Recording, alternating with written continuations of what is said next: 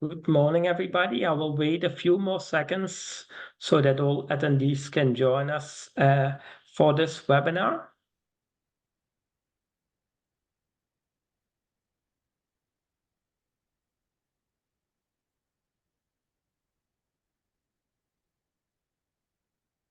Okay.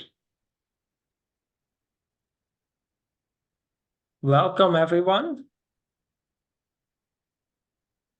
Thank you for joining this webinar. Welcome to today's episode of the EU Renew webinar series on Europe and the world. My name is Axel Marx from the University of Leuven, and I will be hosting the webinar today. Today we are joined by Professor Mai'a Davis-Cross, who will be discussing our new book, International Cooperation Against All Odds, the Ultrasocial World, which was published in 2023 by Oxford University Press, and which has a positive title, which is always good to also have in these sometimes turbulent times. But want to welcome Professor Cross very much. Professor Cross is the Dean's Professor of Political Science, International Affairs and Diplomacy, and Director of the Center for International Affairs and World Cultures at Northeastern University. Since 2021, she has also been appointed Associate Dean of Faculty Affairs for the College of Social Sciences and Humanities. Professor Cross investigates the long-term driving forces behind breakthroughs in international cooperation at both the elite and societal levels. She has specific expertise in space diplomacy, public diplomacy, European Union and transatlantic relations, epistemic communities, crises and human ultrasociality, security cooperation, and the relationship between soft and smart power. She holds a PhD from Princeton University and a bachelor degree in government from Harvard. She regularly engages in publicly oriented commentary through interviews and op-eds in, for instance, the Washington Post, Newsweek, NBC, The Independent, among others. And she's also a member of the Council on Foreign Relations. Professor Cross is author or co-editor of 8 books and special issues. She's currently under contract with Oxford University Press for a book on EU grand strategy. Another great book to look forward to, and we are very happy that you can join us today. Also joining us today as expert discussant is Professor Marianne Riddervold. Marianne is Professor of Political Science at Innlandet School of Economics and Social Sciences at Innlandet Norway University of Applied Sciences and at the Norwegian Institute of Foreign Affairs, NUPI. She's also a senior fellow at UC Berkeley Institute of European Studies. Professor Riddervold holds a PhD in political science from ARENA, the Center for European Studies at the University of Oslo, where she previously was employed as a postdoctoral fellow and researcher. We are also very happy, Marianne, that you can join us today for this webinar. We will begin today's webinar with a presentation by Mai'a of approximately 25 minutes, and then we will turn to Marianne to kick off the discussion by offering some reflections and asking a few questions to which Mai'a will have the opportunity to respond. Then we will turn to the questions from the audience, so feel free to send in questions for both speakers at any point during the webinar by using the Q&A box at the bottom of this Zoom window. I will collect your questions and share with the speakers, and then we can engage with a discussion. Before we begin, just a few words about the EU Renew project. The EU Research and Education Network on Europe and the World, or EU Renew for short, is an Erasmus Chamonix network bringing together 19 higher education institutions from Europe, Asia, Africa, and the Americas, with the goal of improving knowledge and enhancing debate on the EU's role in an ever-changing world. And one way to which we don't want to do that is to really engage with cutting edge books and research on topics in global governance and also on EU's role in that. On behalf of EU Renew, I would like to thank Mai'a and Marianne and all of you very much for joining us today. And it's now my great pleasure to give the floor to Mai'a to present her book. Thank you very much. I really appreciate the invitation, and it's a pleasure to be here, especially since the book recently came out.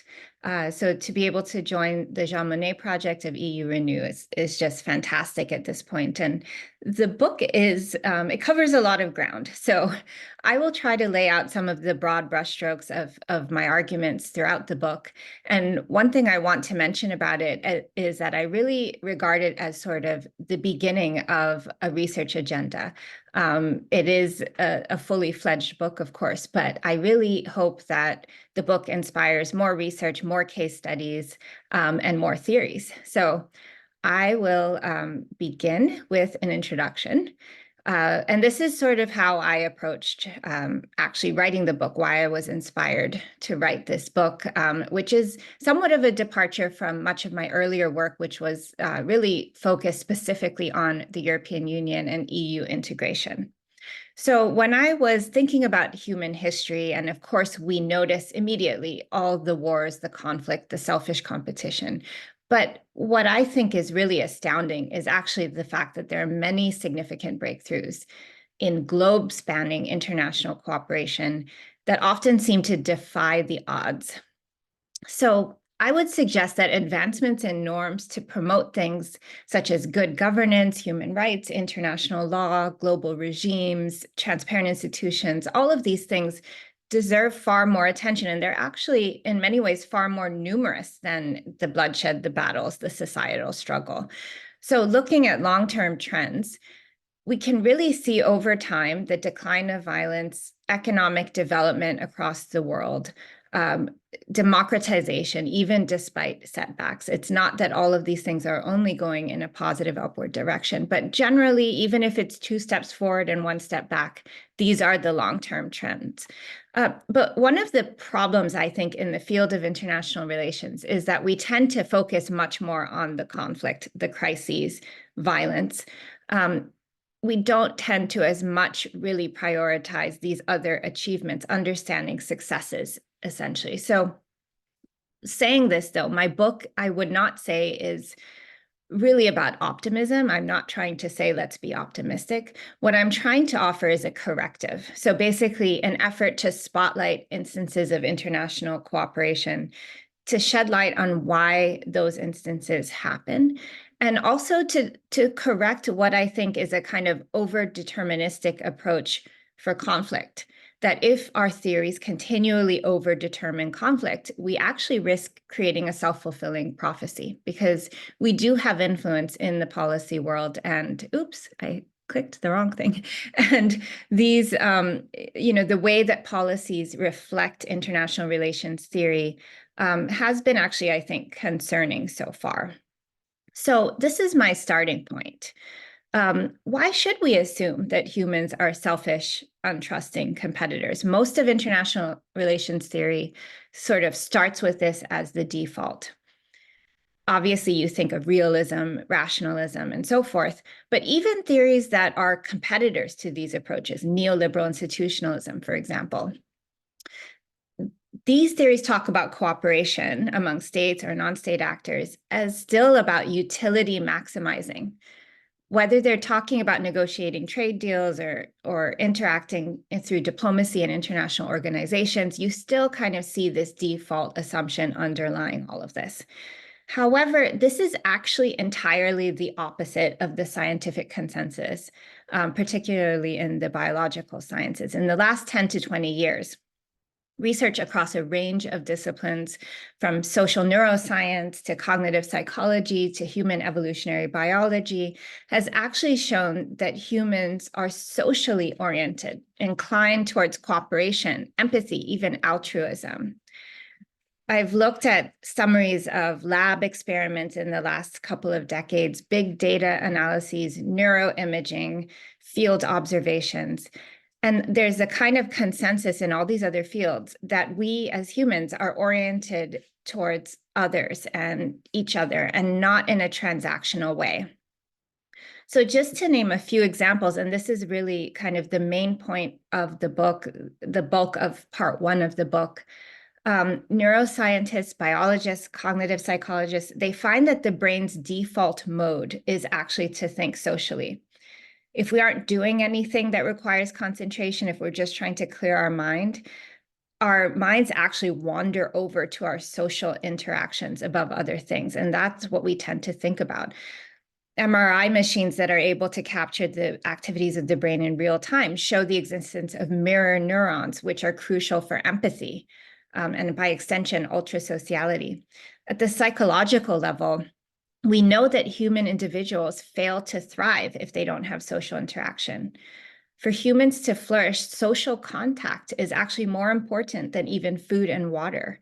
Infants actually take on illness and can die if they're not exposed to other human beings and kind of nurtured that way. The biggest challenge, I was just interviewing an astronaut yesterday, and the biggest challenge for astronauts in space is the feeling of being alone. Looking at the brain, we also feel social pain in the same area as we do physical pain. And then thinking about evolutionary biology as well, we define, they in their field actually define cooperation as someone who pays a cost for another to receive a benefit. They define it this way because they see empathic cooperation as so much a part of the story of human evolution that evolution itself has favored those who are socially oriented. We evolved effectively to have larger brains over time so that we could have the capacity for sociality. And this is what has enabled certain societies in human evolution to survive. Their chances of survival are higher if they're social, if they divide labor and specialize. So it's not competition, although it's present, of course, and I wouldn't say it's necessarily a bad thing, but it's not competition that primarily characterizes the success of human societies, but cooperation. And cultural evolution at the same time has encouraged that. The challenge is, how do you scale up all these findings to the international level? And I think this requires a kind of paradigm shift in the field of international relations, because as I said, we're always thinking about, how do I prove that it isn't individual self-interest? How do I prove that we overcome power competitions to get cooperation? We overcome self-interest. What if we started with understanding that human beings actually are sort of drawn towards cooperation, and then even when they don't cooperate, what went wrong? Why did this international outcome instead result in war? So this approach is not really about saying that, that we are ultrasocial, everything we do means that we behave this way and that we end up in cooperation. Obviously, that isn't the case. But what I'm arguing is that we have to find a way to scale up these findings from the other fields to basically understand how they might inform international relations. And picking up with some of the stuff I've already mentioned, some of these examples, anthropologists who've done in-depth field research, which I think is probably an area many of us engage in as a method, they have found that there are human universals, that there are features of culture, as they say, society, language, behavior, and psyche, for which there are no known exception. And they've been able to actually create lists of tendencies that we are pulled towards as humans, regardless of the culture we are born into. So we are actually, as a species, in terms of our behavior, acting to be in those social situations if we can. And we have demonstrated that we're often willing to restrain our behavior to fulfill this need. This isn't to deny individuality. So just as I mentioned, I'm not making a biologically deterministic argument. I'm saying that this is kind of a quality of human behavior. At the same time, we have agency and we have individuality. And in fact, individuality is necessary for ideas to emerge, for us to imagine better futures, to act on curiosity, to come up with proposals for international relations and international cooperation. So just to be clear, this is the tendency I'm talking about, the predisposition, ultrasociality defined as a predisposition to be other regarding, empathic, inclined towards wide-scale cooperation, even among strangers. It's not deterministic. It is a kind of starting point, and it's actually the starting point for the book and how we get into international relations. And just to kind of really emphasize that it's not deterministic, the book deals with its opposite, which is tribalism, because obviously there's all sorts of instances in which there is non-cooperation and violence. People act in selfish ways, particularly political leaders. How does this occur? And I argue in the book that it can actually also be explained by ultrasocial inclinations. It's just that we are effectively manipulated in these tribalistic situations.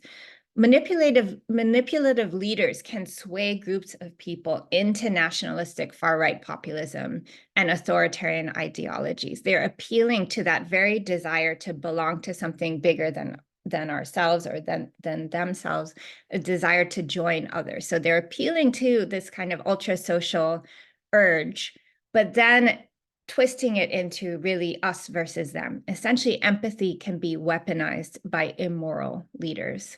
But I would say that typically over time, they often plant the seeds of their own destruction, because you cannot ultimately hide the fact that this is tribalism. It is not really ultrasocial at all.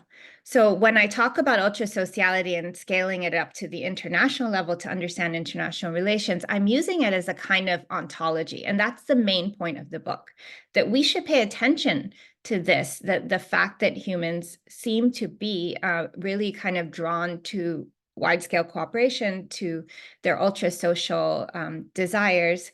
And the question is then, how does it matter to international relations? So the second main contribution of the book, besides just establishing this ontology, is to say, let me kind of give an example of a causal theory from this starting point that might be helpful. So what I hope to say and to encourage is that this is just one theory, and many others could work with this concept of ultrasociality, or even how ultrasociality translates into tribalism.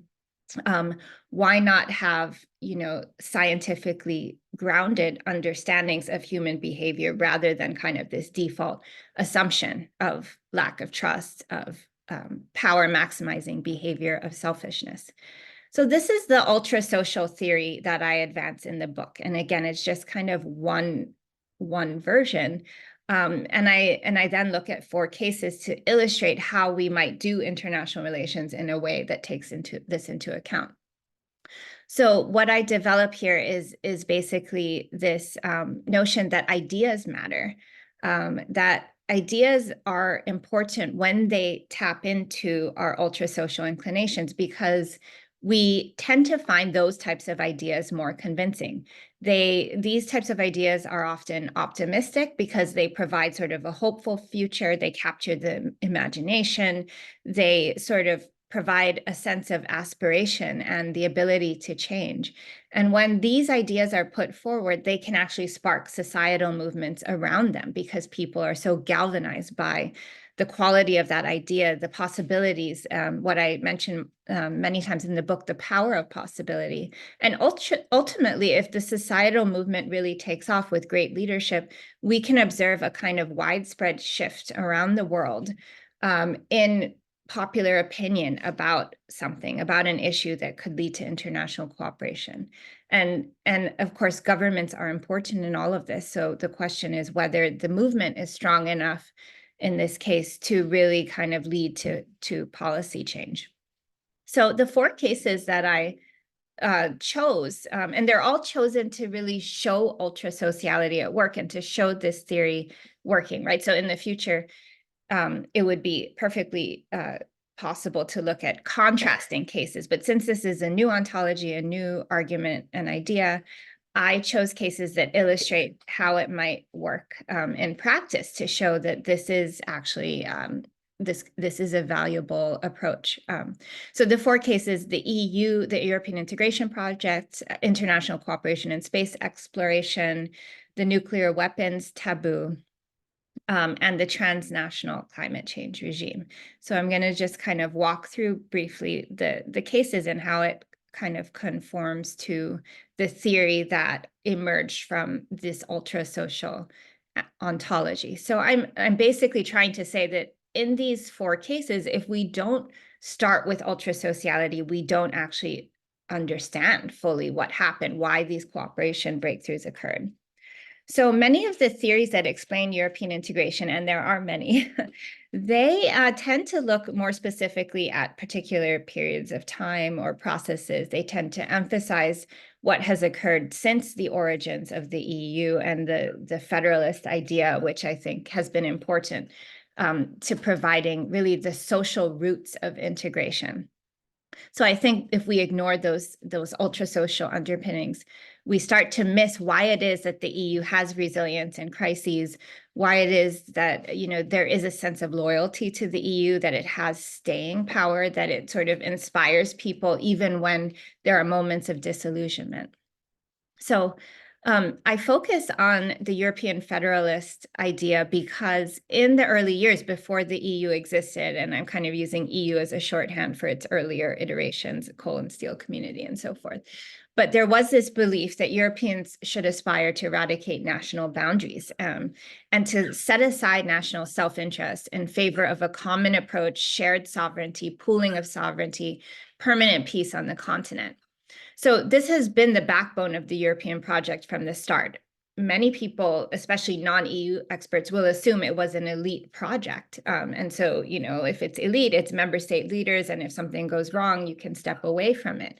But actually, it's built on quite strong foundations of this draw to really provide optimism for the future of Europe after World War II, a new narrative about what is possible. And so it was a grassroots European movement with many sort of chapters within it. It involved tens of thousands of people organized into hundreds of groups across Europe, maybe probably thousands of groups across Europe, not just the initial 6 member states, but nearly every country in Europe. And it was such a powerful movement that in 1948 at the Congress of Europe, Winston Churchill said, "This is not a movement of parties, but a movement of people," calling for essentially a United States of Europe. A French representative at the first debate of the Council of Europe said, "It is the fact that public opinion in all our countries now realizes that the economic and political unification of Europe is a matter of life or death." The majority of Americans supported this, and all of this actually grew out of a larger ultra-social kind of movement, the idea of world government and world federalism. Even there, looking around the world, many people supported this. More than half of Americans supported turning the UN into a world government. So there was actually so much support for what Europeans were doing with this idea of the United States of Europe. So what I trace in the book is it wasn't just these early years, but it was something that kind of strengthened and weakened over time and really provided momentum behind the scenes at the societal level for the EU integration process to proceed. You can see this in the presence of social clubs, movements, political clubs across Europe, the Action Committee for the United States of Europe, led by Jean Monnet. So many times you have this impetus coming from outside of the formal institutions, the Crocodile Club, the Union of European Federalists, and so on. So I think that overall, this case really shows that the power possibility, the idealistic aspiration, helped move European integration forward over the decades as an integral part. There were times where it was transformational, times where it was transactional, but it persisted. In the second case, I look at international cooperation in outer space. So normally, again, when we think of space, you might immediately think, oh, the space race as part of the Cold War. You might think today of Space Race 2.0, space as a warfighting domain. But actually, if we go back to the origins of the idea, and it can be traced back quite a distance, but the transcendent idea of the spaceflight movement, the spaceflight idea, was emerged in quite a strong way in the 1920s. So this idea is that space is for all of humankind. It should be fundamentally peaceful. the opposite of kind of space race rhetoric. So it galvanized people around this aspiration of, humans could explore, become a multiplanetary species, that it was for everyone through adventure, curiosity, and scientific achievement. So the movement involved a whole diverse range of amateur spaceflight organizations, rocket clubs, transnational networks. There was a whole social and cultural phenomenon at the level of the public, crossing borders. People were reading each other's scientists across borders. And it all came down to this common worldview, humankind as a common civilization for space. So thinking about Sputnik again, if you just take a standard approach that this must be the Cold War, it was competition between the US and Soviet Union, you might miss the much more powerful story, I think, of the lead up to Sputnik and what actually happened. So the International Geophysical Year was really something ultra-social in its own right, bringing together 67 countries, 60,000 scientists, including the US and Soviet Union. This was right before the launch of Sputnik, and it actually included in its goal, the International Geophysical Year, to launch a satellite into space. Everyone was well aware the Soviet Union had these plans, so did the US. And when it was launched, it was actually celebrated before politicians sort of stoked fear over the achievement. But actually people across the world said, this is amazing. We humans have achieved putting a satellite into space. And they were talking about Sputnik. This is followed by plans for a joint moon landing between the US and Soviet Union. So this was a formal proposal supported by both parties in the US Congress. As early as 1958, a US-Russian joint moon landing was official US bipartisan policy. As late as 1962, half of Americans were in favor of space cooperation with the Soviet Union. So if we don't look at kind of the power of the idea, the movement, the desire to cooperate, we only see the space race as conflictual, when actually there was cooperation and effort for that at every turn.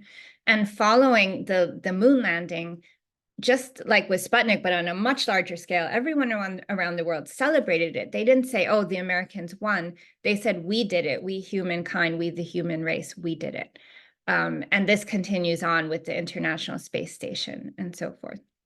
In the interest of time, I'm not going to address Space Race 2.0 at the moment, but if anyone wants to come back to that, I'm happy to do that.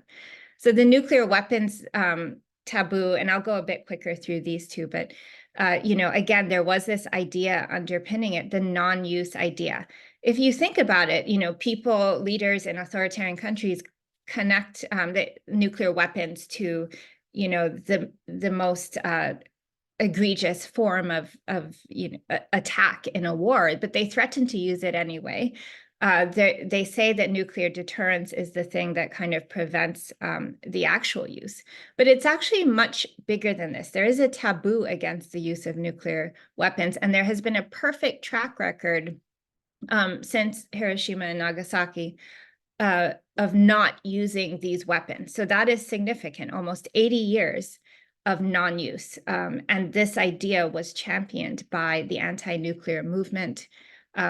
It was and is regarded as the largest protest movement in modern times, involving millions of people from the 40s to the 80s. And we can see actual tangible policy change. This movement stretched from Asia and the Pacific to Latin America, Africa, Middle East, the USSR. It was global. And then you can actually observe as political leaders who at first thought, Truman declared it initially as the greatest thing in history to have this power of a nuclear weapon.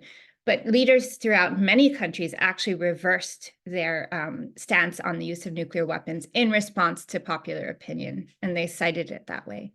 It was the movement that really mattered in this case. And the movement was championing cooperation, the ultra-social idea of non-use, that we are all one humanity and should not use such weapons. And then finally, the climate movement, much more recent. And again, I'm not saying that all of these cases are going to hold and necessarily be successful forever, but we should understand why they have been successful to the extent that they have. And the climate movement is one where we still don't know the outcome. Nonetheless, looking at what has worked is really crucial. So the net zero idea, I think, really taps into the kind of ultra-social framing of human beings can achieve this thing through a story of hope, that they can stop climate change, that there is an avenue to achieve it, and that essentially that climate aims and economic growth can go hand in hand, and the richer countries can allow the developing countries to move forward in their development by taking on some of the burden. So rather than thinking about stopping climate change through the lens of sacrifice, the net zero idea really frames it as something that is about opportunity and transformation for the world in a way that will sort of create the longevity of the planet. So it wasn't easy at first to really grow this movement. I think we can see sort of the aspiration emerging in just 2013. And from that period to 2021, it became mainstream. The climate movement was able to push the importance of the net zero idea beyond just its initial origins as a scientific transactional kind of benchmark and into the realm of this is about humanity working together. And the lead up to the Paris Climate Change Summit was crucial in this regard for the climate movement to convince 136 countries to sign on to Paris, and to do so in a way that it created a pathway of hope. So obviously more is needed. I think that there's a lot of potential in the much more ultra-social approach than a transactional approach that goes sort of like into narrow goals. People have continually shown that they're inspired by the big picture ideas of how to work on climate change.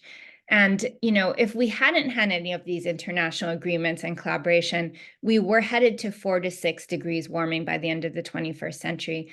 Instead, it might be about 2.5. The question is still open. The most optimistic scenario is 1.8 degrees of warming. So this case is clearly ongoing. And that's it. It's also true that, of course, there are many other challenges to think about. I'm not saying that these are not, you know, important or possible, but we have to look at the ultra-social dimension of each of these. When Russia invaded Ukraine, consider the global reaction to it. Consider the way the West came together and what ideas were invoked. Those ideas, I think, very much lined up with sort of the ultra-social inclination. China sits very much outside of the ultra-social landscape, and the question is how to address that. I think there are potential policy solutions to think about all of these challenges moving forward.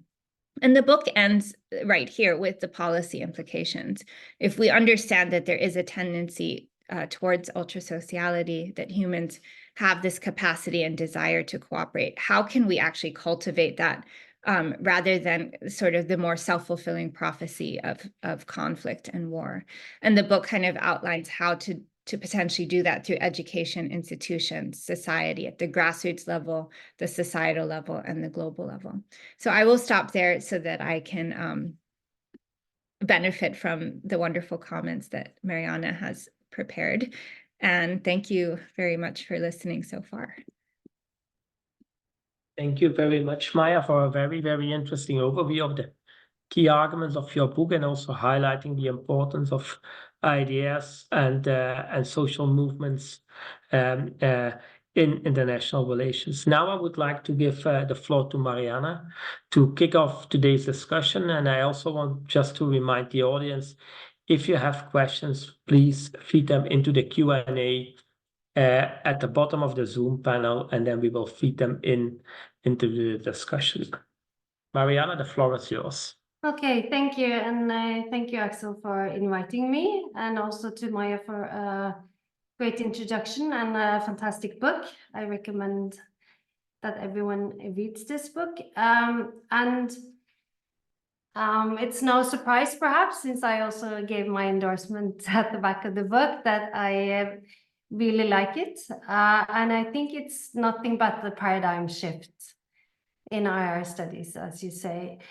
Because Mai'a, she doesn't argue that the world isn't full of conflict, tribalism, war, failure. But what you show us in this book very convincingly is that when attempting to understand, analyze, explain the world, we have kind of started from the wrong place. So Mai'a goes much further than many authors who argue that we have to look into ideas, we have to look into interests, we have to look into factors such as institutions that may facilitate international cooperation. But Mai'a instead, she turns our whole basic ontological assumption on the head, and it's in a sense, it's she says that the human disposition is not conflictual or interest maximizing. We are at the core, we are cooperative and ultrasocial. So this is where we have to start our analysis. And I think it will take some time to adjust to this idea because it's very deep rooted. But I do think this book will make a huge impact and hopefully eventually lead to this paradigm shift that we need. So as I said, I'm very sympathetic to the book, but I'm here as a critical commentator.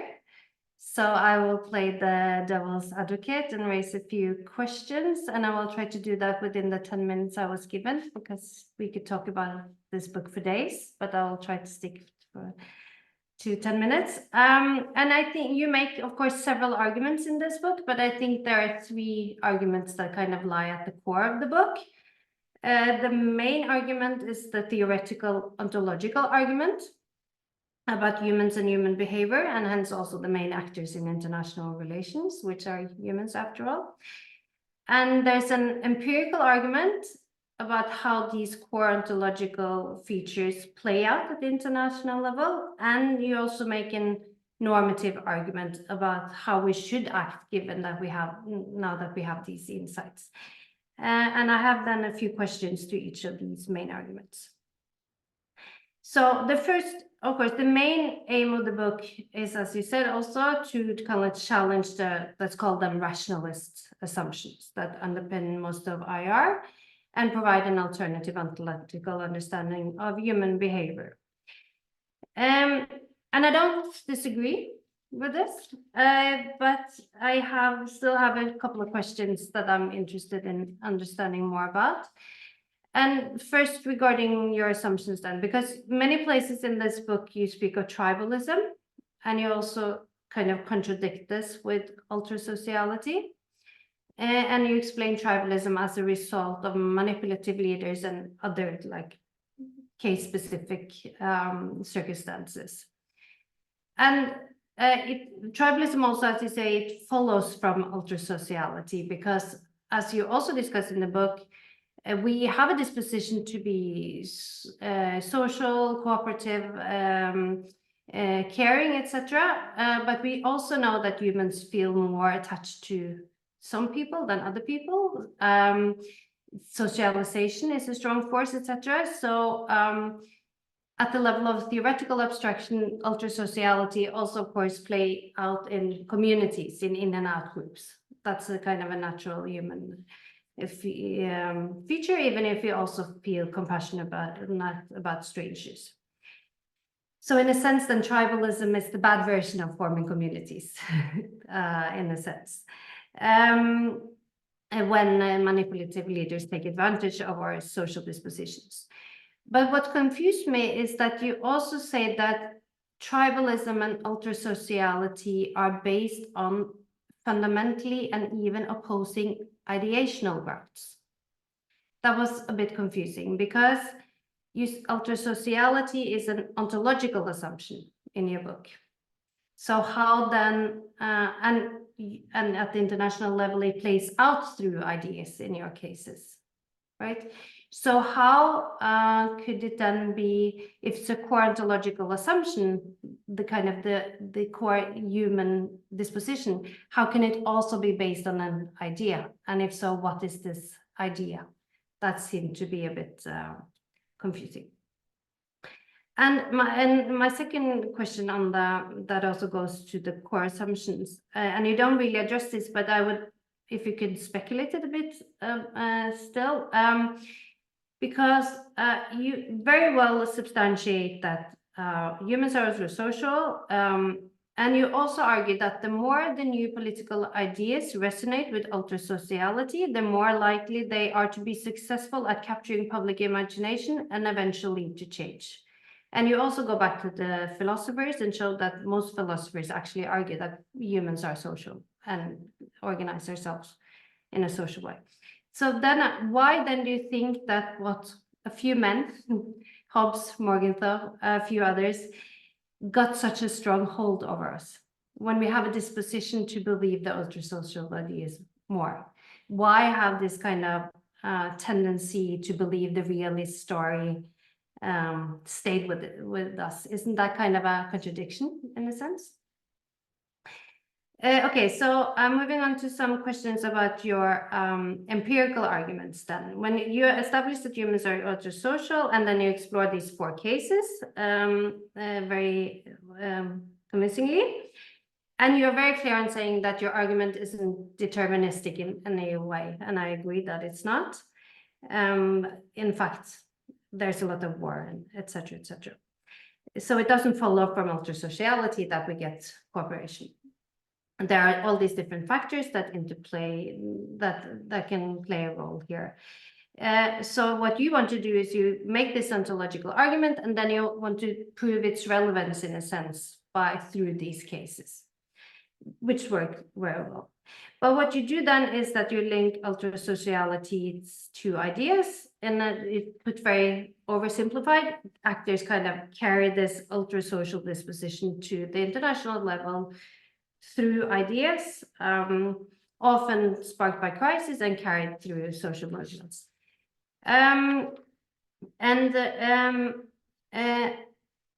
Then in your cases, you go back and you trace the ideas back to, or the outcome back to these ideas.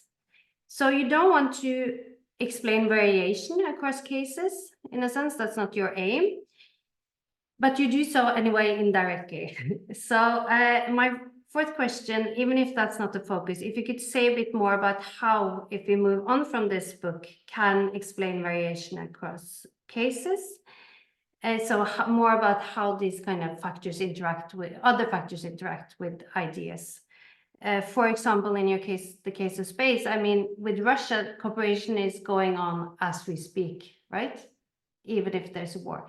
But it's been impossible, more or less, to cooperate with China. So why is that? What other factors are, when are ideas strong enough, in a sense, to kind of compete with other factors, even if I know that's not the main focus, but I'm sure you've been thinking about that.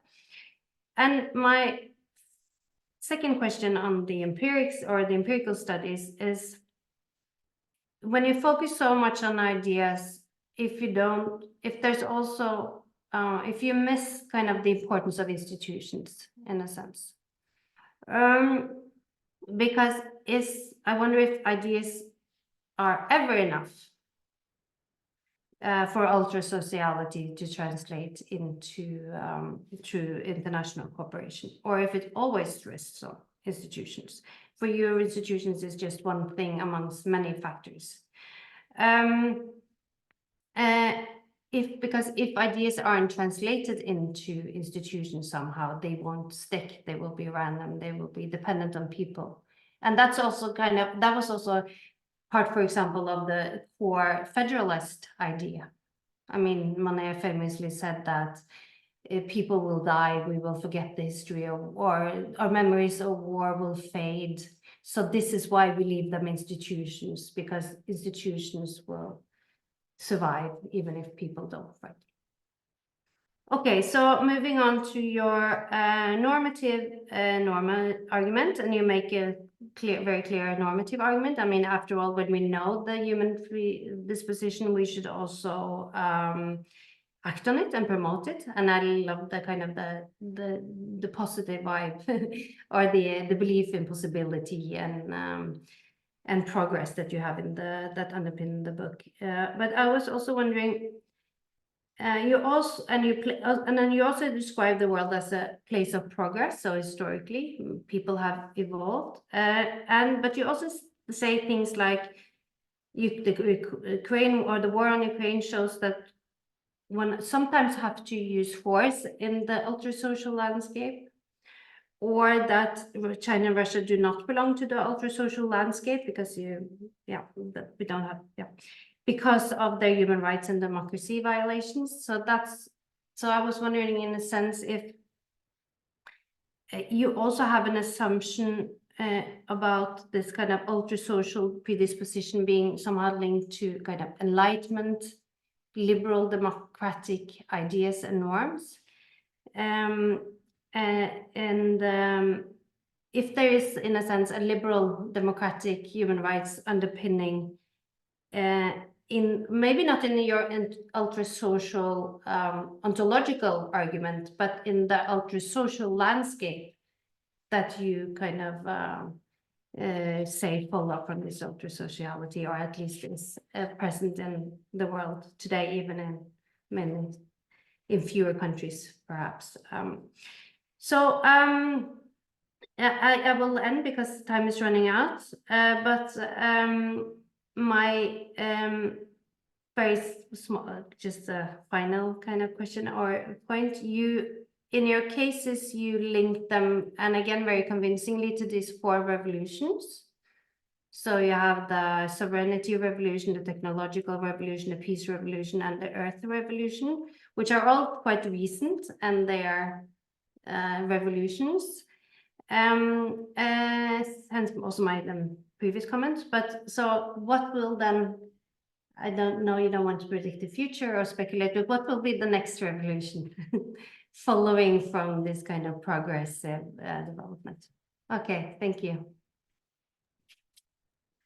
Thank you very much, Marianne. Thank you very much for these thoughtful comments and also questions. I would now like to give Mai'a quickly the opportunity to respond to some of these reflections. And then I see we also have some questions from the audience. I will turn to those questions. So Mai'a, the floor is yours. Great. Thank you so much. Thanks, Marianne, for reading the book so closely and for also supporting the argument while it is, such an attempt at a kind of paradigm shift, very challenging for me to write, but I really appreciate all these great questions as well. Yeah, so I think starting with tribalism and kind of, in a way, it's a little bit of maybe you point out a methodological ambiguity in terms of the ultrasocial ontology, and then referring to how ultrasocial ideas emerge from that ontology. And so are they different? Are the two different despite kind of sharing that label? And I would say that, that they are distinct in that sense, because the ultrasocial, the sort of scientific basis of we as humans being ultrasocial is a landscape structural starting point. It's basically the opposite of things that we tend to assume about human nature. And then ideas that emerge out of that landscape and that state of being that we are in as a human species could be a whole range of different things. So there are many ideational routes, and some of them will be firmly kind of within the core of what makes us ultrasocial, things that really resonate with that desire to be cooperative and to show empathy and to work with other humans. Some ideas that emerge will not be, and they'll be kind of further away from that. And there are just many reasons why that occurs, right? Because socialization matters, human agency matters. There will be some people who seek power in a different type of way, or who want to take advantage of others. So I think that the idea part is moving then from the ontology or the starting point into theorizing, and how we theorize about which ideas emerge. That's a little difficult because we are unpredictable beings that have all sorts of ideas. So there's just basically a full spectrum of potential ideas that emerge. But I think we can start theorizing about which ideas are gain more resonance and galvanize people around them more than others. And then other factors do matter, like how good are the leaders who are present there? Followers, as we know from research on followers and leaders, followers empower leaders. Leaders don't usually just exist entirely on their own, and leaders need to be able to bring followers with them. So then a whole host of other types of arguments become relevant. And I think that it's important to distinguish then between kind of the starting point and then how we understand things. And there's clearly much more theorizing to be done about ideas if they are understood to be arising out of an ultrasocial nature. So I am kind of arguing that certain ideas matter more than others. And that may be for several reasons based on human agency, but it's also based on this kind of inclination we have to choose certain ideas, to be captivated by some over others because they allow us to act in an ultrasocial world. So it's a really interesting question that, why on some occasion, like what happened in our discipline of international relations with a bunch of men, as you say, like emerging and creating the discipline in the very beginning, and why they put forward ideas, realism and so forth, that doesn't resonate with ultrasocial kind of inclinations, and yet it becomes the dominant approach in international relations. So of course, again, socialization matters, historical context matters. And I think that in this case, these initial scholars had historical context going in their favor. They also had the US government working in their favor because these scholars are, for the most part, American or British, but in the British case, they often also had the British government working in their favor. And this is because of sort of like the outlook at the time of the Cold War, maybe the aftermath of World War II, but thinking of the world at that point as World War I, World War II, the Cold War. And then many of them actually they cherry-picked these historical figures like Thucydides and Machiavelli and Morgenthau's less historical, but they picked these like sort of precursors to themselves as sort of being the actual originators of realism to add more weight to their approach.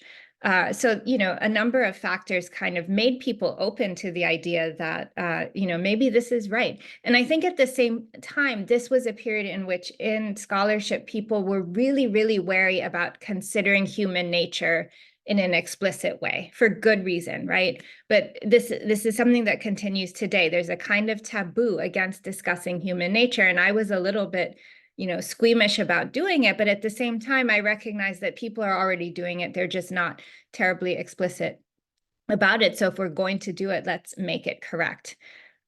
So yeah, I think this also kind of gets into your variation across cases. We do need to look at these other factors, and you're absolutely right that institutions matter. I think we can think of institutions broadly as not only like these organizations with people in them, but also as laws and regulations and treaties and global governance that really kind of, they freeze these ideas. So the Outer Space Treaty is, in hindsight, not enough for what we face today, but is incredibly important for all the countries that signed it and what it means in terms of the peaceful use of space. The next revolution is a difficult question. And this is actually what I want to do in my current and future work, is to figure out where are things going in 10, 20, 50 years, right?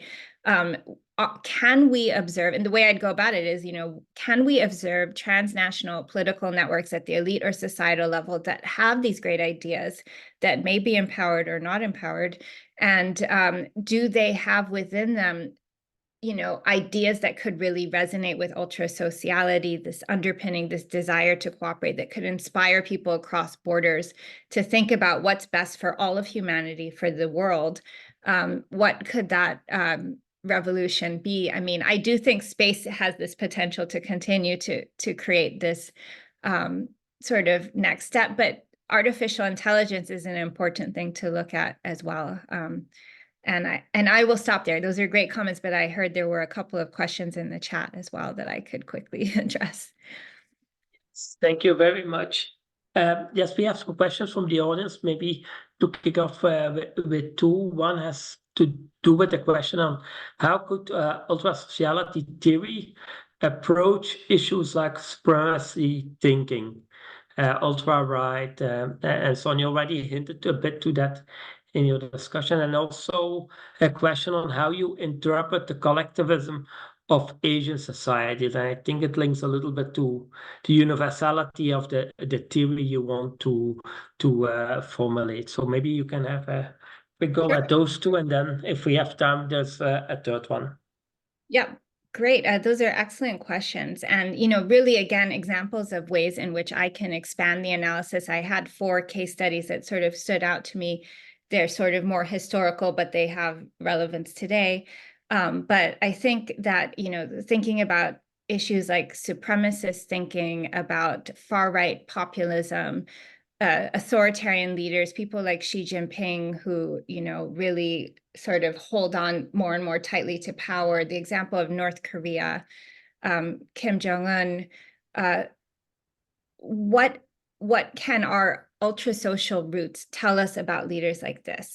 And I think this is really very much in line with kind of my analysis of tribalism, which wasn't the focus of the book, but nonetheless is incredibly important because it shows that, there are leaders out there who would manipulate followers for power. And actually, ultimately in the book, there's much more of an emphasis on sort of groups either at elite or societal level than the capacity of political leaders. In those cases, it's really the political leaders who get drawn away from the more manipulative tendencies by society and public opinion, and that pressure, their followers are pushing back against them. So I think, there are some solutions entailed there that when you think about sort of the force of the global opinion and the power of that, right?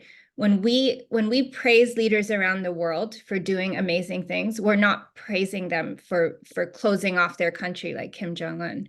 If Kim Jong-un opened up North Korea and said, I'd like to start engaging with the world, he'd probably be a big contender for the Nobel Peace Prize, which says something about our human society and what we actually value in leaders.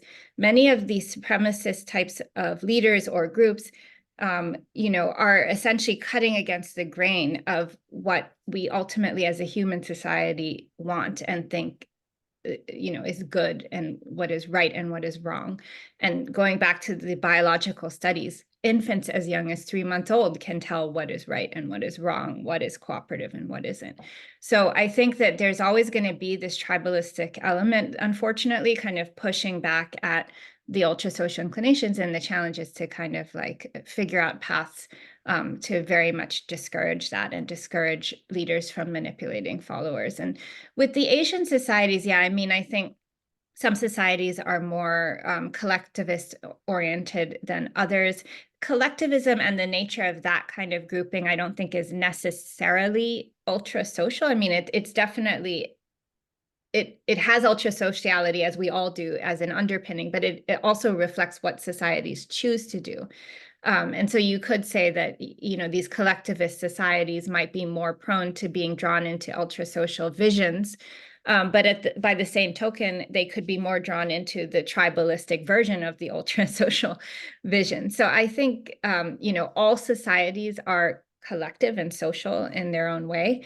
And we could certainly go forward and sort of study further, like what types of ideas emerge, and are these ideas, most importantly, are they outward looking, right? Because we can look at a whole range of examples of, activist groups and people from indigenous groups, fighting for their own rights and their own situation. But when we see these groups actually looking outward and saying, how can our knowledge and our identity really help the world, really help global human society, I think that's when you're seeing the kind of ultra-social spark from that form of collectivism. But great question as well. Thank you. Very much. Maybe there's one final question I want to bring in, and I think I will try to summarize, but I think it has to do with the question on when do you observe that ultrasociality will come about, and basically under what conditions will it materialize, in the sense that when can we expect it? If you look at the cases you covered, or some of the cases like the European integration came after a period of the Second World War, where there needed to be a reaction. Climate change, and to address it was in the 90s, the hyper, let's say, period of globalization. So you have certain political constituencies or phases in time where some ultrasociality might appear quicker than in others. Do you have some reflections on that? Sure, yeah, and actually it's a great question. The book does delve into that, sort of in the section on the ultrasocial landscape and sort of the quality of the fabric of that landscape, essentially. And at times it is strong, at other times it is weaker. And so, you know, in these periods of time when you can recognize that there's really a conducive context for ultrasocial ideas, I think it's important to study cases then in those periods of time, but then understand what is lacking in other periods of time. So I think, yeah, that when you have periods of globalization, and what came up time and time again is just the sense of the worldwide imagination embracing world government, world federalism. These are obviously way beyond what humans can achieve very easily, but the aspiration for that created room for things that didn't quite go that far, like the European Union, like the creation of the United Nations, or calls for strengthening of the United Nations. So I think, you know, there are times that are more conducive, times that are less. And right now, I would actually say that we're more in a time that is less, because when you think about how people talk about what's possible and their concerns for the future, there's a lot of cynicism permeating that debate. Some of it's coming from the self-fulfilling prophecy of the dominance of realist theory, and just, you know, if you're wise, you point out the impossibility of getting out of these conflictual situations. But some of it is really, you know, this kind of gradual shift in the nature of how we think about things. So I think when I'm hearing every single political leader respond with cynicism, and when you put forward ideas that have that kind of aspirational and inspirational ultra-social dimension to it, they think it's naive. That's when we're more in trouble, because there isn't that openness to saying, you know, let's look for positive solutions and pursue them. And is this practical? Is this doable? Can we implement it as policy? Instead, it's just like, well, that's not going to ever happen. What do you do with that? If we all had that approach to climate change, then absolutely we're doomed. So we need to think about it as, you know, moderate steps of improvement along the way, and how can we bring in a diversity of voices and actually take them seriously rather than sort of characterizing them as impossible or naive. Okay, thank you very much. I want to thank Professor Cross and Professor Riddervold very much for joining us today. I also want to thank the audience for interesting questions and being with us. It's all we have time for today. Maybe just a very brief note that we have scheduled next webinars in the Renew webinar series for after the summer. We will have Ivana Damjanovic on the European Union and international investment law between aspirations and reality. We will have Rebecca Perlman presenting her new book on regulating risk, how private information shapes global safety standards. And we will have Cornelia Woll on corporate crime and punishment, the politics of negotiated justice in global markets. Thank you all very much for joining us, and I hope you can join us as well for our next EU Renew webinar. Thank you. Bye-bye. Thank you. Thank you. Bye. Thanks. Mhm.